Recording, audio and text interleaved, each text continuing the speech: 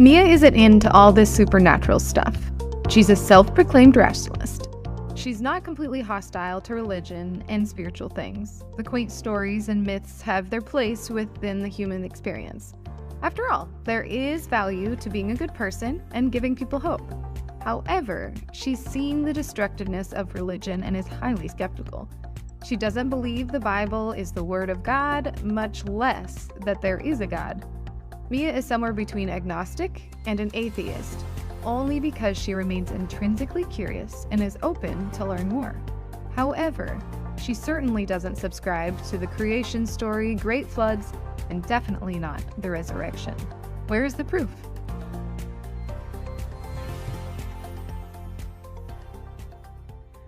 I can't wait till I get to preach a sermon like that. That's going to be really cool. There's a lot of Mias out there, if you haven't noticed. Mia's not that unusual.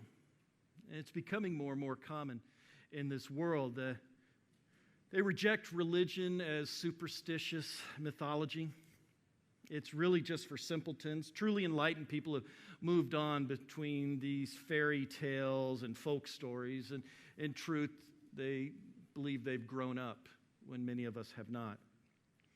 Religion has been replaced with logic and pragmatism, rationalism. Only those things that can be seen and quantified are real. I have to be able to touch it, feel it. There's really no mysteries in the world. There's just unsolved puzzles waiting for science to solve them with math and reasoning, but there's no real awe and wonder built into it. All in all, this is not uncommon. And so as you begin to make new friends, as we call you to go out there and discover your ones and talk with people and get to know them better, you're going to run into Mias. I was one at one point in my life. And so today I just want to practically just kind of take a step back and ask, what does it look like to engage some conversations with someone like Mia? And just in general, what does it look like to talk to our ones? And so, again, today's just kind of going to be a little bit different. This is, I just want to give you some practical advice on what does it look like to engage our ones. And to have that conversation, I realized I wanted to get some more voices into it. I needed to call in the superstars, and I needed to call in the dream team. So I called these two. You can see here, that's Pastor Ben sporting some really good bedhead in the morning right there. And he's kind of still working through the trauma called waking up. And that's Maddie. I don't know what she's doing, maybe counting the cockroaches on her ceiling. I'm not sure on that. And if you wonder what they kind of think in the morning, what they talk to, I wanted to go ahead and provide that, on that. That's what's going through their minds in the morning. Clearly, that's all I had to call that morning, and I'm sorry Bob wouldn't answer his phone on that.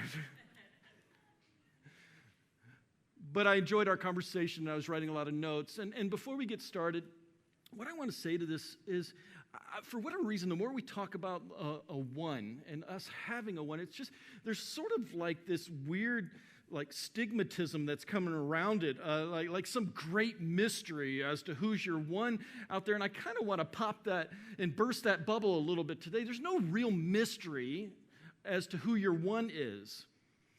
And I think more importantly, I think what I would say is, you know what? It's not rocket science, so please don't overcomplicate this thing called a one. The reality is this: there are people in your neighborhood you wave to and smile. There are people you pass by in the hall at work that you say good morning or hello to. If you're a parent, there are other parents that you run into at sporting events or band or show choir or whatever your kid may be involved in, and you've been getting to know them with pleasantries and so forth.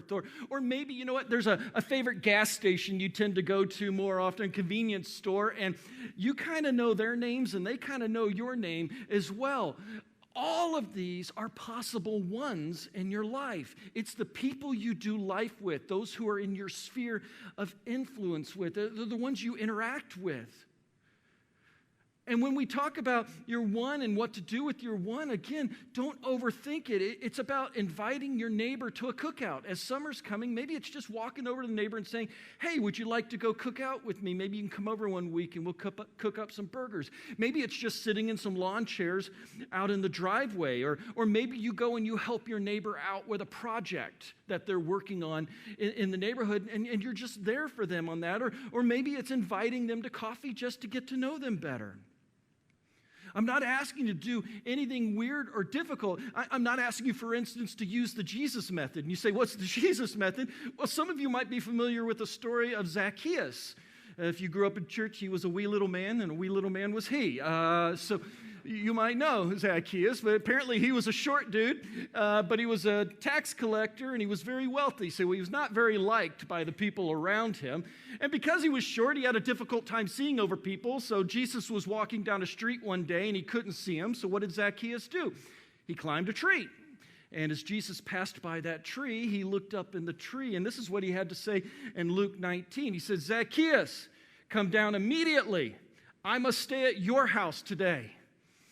Now, that's a fairly direct method that I'm not necessarily saying you need to use. And you know what? Times have changed. I can only imagine, Don walking up to his neighbor and just going, hey, I'm Don. I'm coming to your house to eat tonight. Probably ain't going to work on that. But again, maybe you can invite him over to your place at sometimes. It did work for Jesus. Keep that in mind. You know what? At Crossing Guard this week, interestingly enough, a young lady who I had seen pass by many times, you kind of get to know folks as they pass by on that.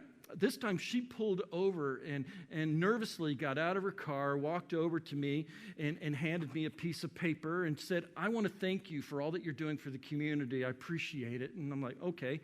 At the time, I didn't have time to read it because I was doing my job, but later on, I took a look at what she gave me, and it was a gospel tract.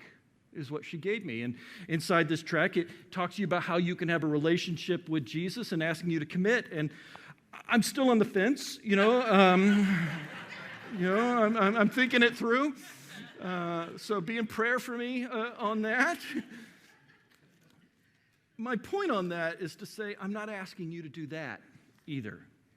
I'm not asking you to go give people gospel tracts, stop your car, and do that. I'm not asking you to go over and demand to be at their house. I'm just asking you to be someone's friend, to talk to them, to be normal. And I realize now in whom I'm talking to, we may need to find that a little bit further, but be normal. Build relationships, listen to their stories, and show them that you genuinely care. That's all I'm asking from you. However, to that young lady who stopped her car to give me this tract, I do want to say this: job well done. Man, I really appreciate what you're doing. I appreciate the courage it took to stop and to do that. And I do want to say that some of you have the gift of evangelism. You don't mind stopping and having that difficult conversation with someone about Jesus. You don't mind knocking on a door just to let somebody know Jesus loves them. And if you have that gift, man, use it. I want to empower you. Do it. I realize it isn't for everybody, though. But my point is this: what if everyone was getting outside of our walls, and whether they were evangelizing or whether they're just making a one and doing life on somebody, what if everybody was engaging other people? And I'll tell you, that's what Reach is all about. It's about getting us outside of our walls, using our gifting, making new friends, and extending our reach.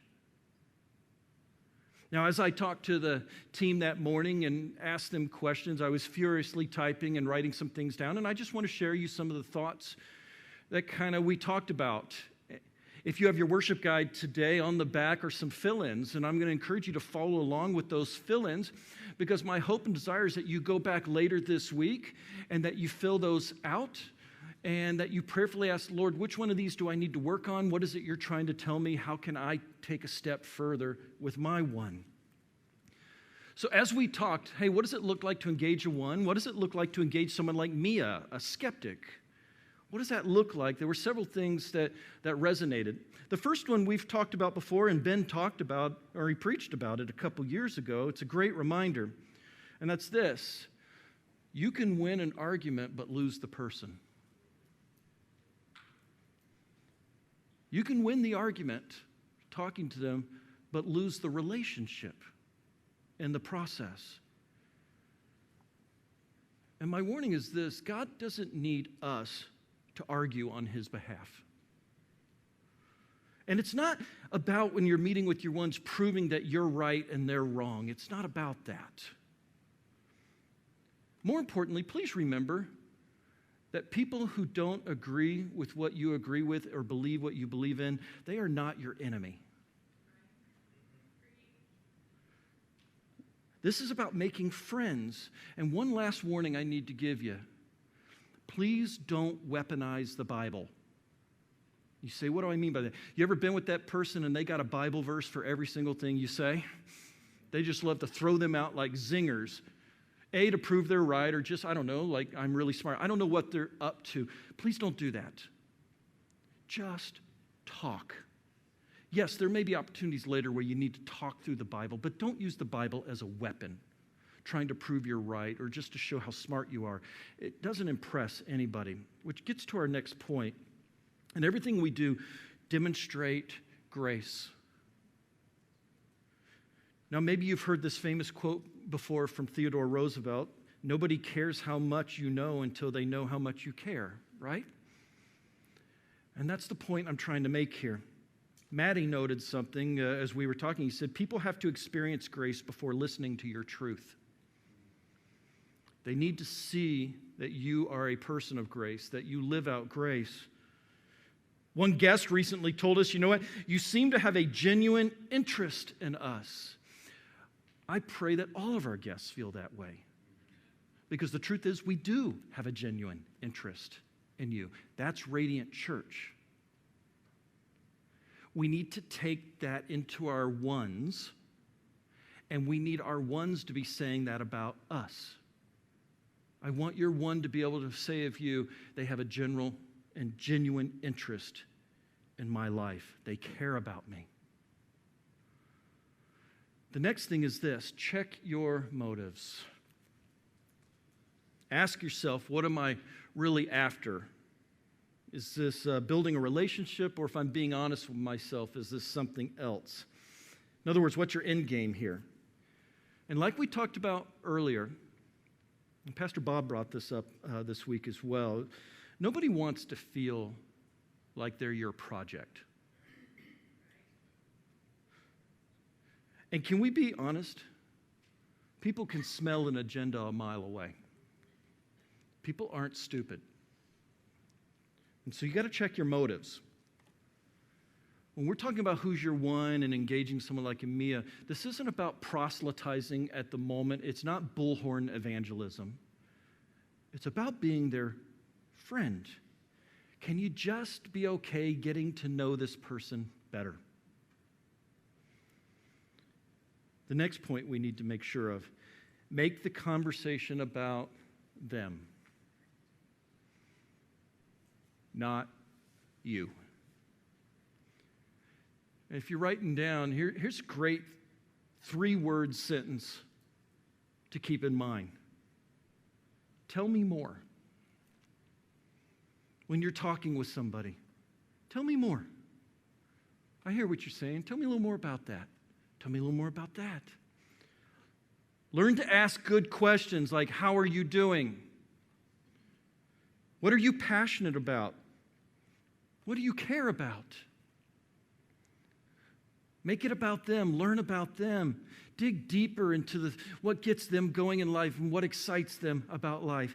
And to my single adults out there, these aren't just good goals for a one. You might want to keep these in mind on your next date as well. Ask good questions. The next one, it's a journey. What do I mean by that? Well, Pastor Ben had a great quote from John Ortberg. And the quote went like this: love and hurry are fundamentally incompatible. Love always takes time, and time is the one thing hurried people don't have. And I'm guessing you just read that as fast as I did and probably don't remember a word of it.